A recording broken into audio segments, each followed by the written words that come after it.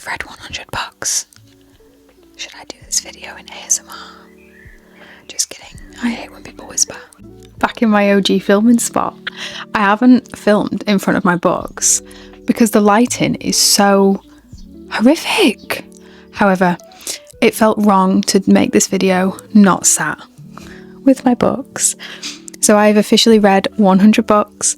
I am so proud of that achievement. A couple of those books on that list are from when I was a little bit younger. However, the vast majority of them are from the last 4 years, which means I've read like 25-ish books a year on average.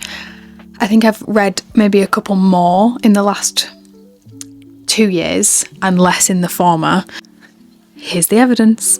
Instead of talking and boring you to death with every single one of those 100 books, if you would like to look at each book and my rating of them, you can have a look on my Goodreads, and every single book that I've read is there. I am trusting Goodreads that it says I've read 100 books. I hope it's correct. When I thought about my favourites, I actually struggle to choose more than 10, which is crazy when I say I've read 100 books and I can't pick 10 that were my favourites. I take the word favourite quite seriously. If I was to list you the books that I've rated 5 stars, there's loads. Most of them are in my God tier books video. There's absolutely loads of books that I've rated 5 stars out of the 100. Shall I count? I reckon it's about 15, maybe 15 to 20. 1, 2, 30, 31, 32. 32, but a lot of those, not a lot, some of those are from like 2021, 2022. I think if I was to reread those books from that era, I maybe wouldn't rate them 5 stars now. What got me thinking really was that why have I read 100 books and a handful of them I can say are genuine favourites? I think it's because a lot of the books that I read initially were from TikTok, and I hate to say it, BookTok sucks. I don't think it's a bad place to start, especially if you're getting into reading. I think it's a great tool. Any reading is good reading. However, those books sucked. Plain and simple. There's nothing more to it. So I think really when I say a book is my favourite, I can only pull from probably the last year or so, maybe year and a half of reading, because that's when I've really honed what I like, what I consider to be actually good books. Books that are more literary. I mostly read literary fiction now. I'm not opposed to genre fiction. I will still read it, but I tend to gravitate towards literary. I want to feel a bit sad that I've read 100 books and I can only name a handful that are my favourites. That does feel a little bit sad, maybe disappointing, but I think it feels more exciting that I've finally got to a place where I can say I know what I like, and there's so many books out there that are my future favourites, so many books that I will discover, and that is an exciting prospect of all the books that I have to read that will become my favourites, because now I know what I like. Reading 100 books has changed my mind, changed the way that I live my life, changed the way that I view myself and others. The impact of reading that many books is honestly indescribable. 100 books really, in internet terms, doesn't sound like a lot now, because people are churning out 100 to 300 a year. Not sure if they're actually reading them, but that is quite a low amount of books for 4 years. But to me, that feels like a lot. I mean, in the book community, it's not a lot. To the average person that doesn't really read 100 books is a lot. Most people probably read a couple a year, so I'm definitely middle of the road. I'm very proud that I've read 100 books. And I also think, having read that many, I have figured out I have read enough. You gotta kiss a few frogs to find, what's the saying? Kiss a few frogs to find a prince? I might be making that up. You know what I mean? I've had to read some bad books to find the good ones, to find the gems in there. Out of that 100, very few are my gems. So I'm gonna show you my gems. Instead of talking about every single one of the 100 and what I rated them, because I would be here all day and that would be so boring, I'm gonna tell you the ones that are my firm favourites. Okay. I need to move. First one I don't have a physical copy of, A Tree Grows in Brooklyn. I have spoken about this. I think it was in my big book video. This is my favourite book of all time. I'm hesitant to say anything will ever overtake it.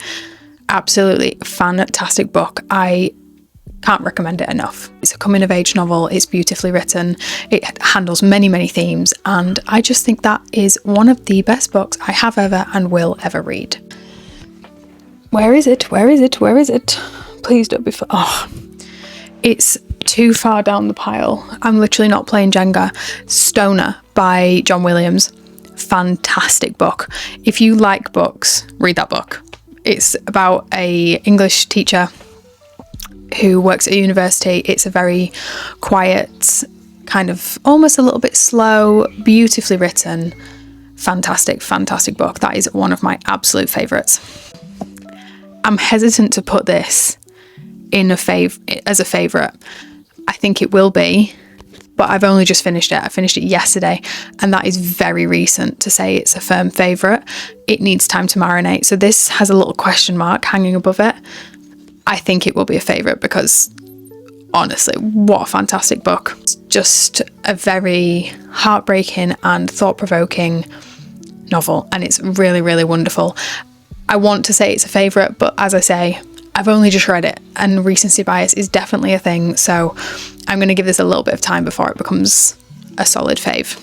I also don't have a copy of the next book, which is 11/22/63. I did read the paperback of this. Don't know what happened to it, but it's so ugly that I just won't keep it. The American cover is quite cool, but the UK one sucks. This is a great book. This is a huge book. I can't believe I forgot to put it in my big book video. It's, I think, about 800 to 900 pages. It's the only Stephen King novel I've read. I've read his memoir, but it's the only novel I've read. I'm not a massive fan of horror, which is mainly why I haven't read his work. This one isn't a horror. It is about a guy who is able to time travel, and he goes back to undo the JFK assassination. Fantastic book. Amazing. It was so emotional.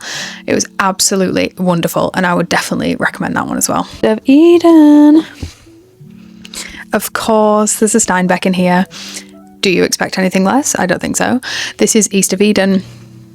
Been a favourite since I read it, honestly. I want to reread this. I think it's also around the 900 page. Oh, it's only 730 only. This has been a favourite since I read it. Only recently just got knocked out of first place by A Tree Grows in Brooklyn, but it is still definitely an absolute firm favourite. One I would recommend to anybody who likes to read because it is quite a hefty book. It's absolutely fantastic. This is a multi-generational novel, and it follows two families in the Salinas Valley in California, and it mirrors the Cain and Abel story from the Bible in the characters in this book. So I think it's considered Steinbeck's magnum opus. Correct me if I'm wrong. Fantastic, fantastic book. Oh, can I get that out of there? Please don't fall over. These piles are great, but they're really inconvenient to get anything out that's not on the top.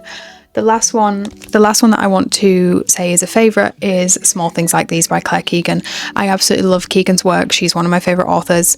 I will be rereading this when we get to sort of winter, Christmas time, because that's when it's set. Absolutely fantastic book. For the length of the book, I honestly think it's about 120 pages. Ooh, 110-ish.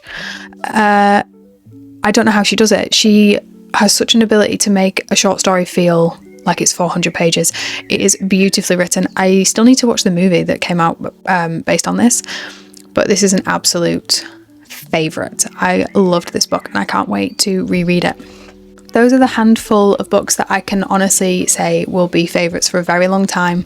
Like I say, with A Tree Grows in Brooklyn knocking East of Eden out of top spot, they will change over time, but I think that those ones are ones that I will continue to recommend, will want to reread. Basically what I consider a favourite is something that I would spend the time again to read because it's been that good that I want to be in that story again.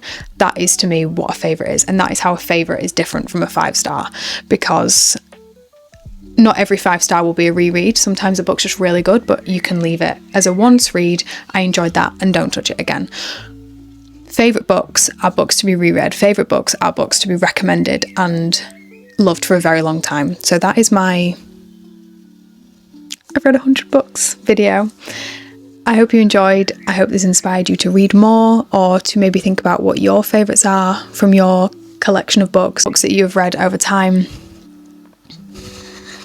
I definitely have more than 100 here.